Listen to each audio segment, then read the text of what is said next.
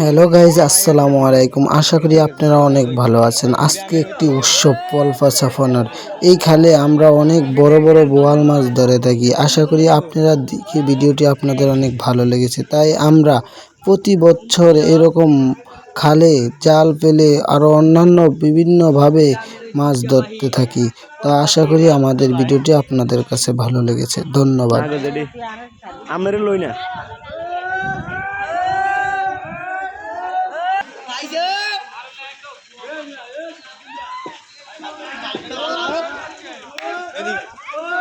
মাছ বান্ধিলেন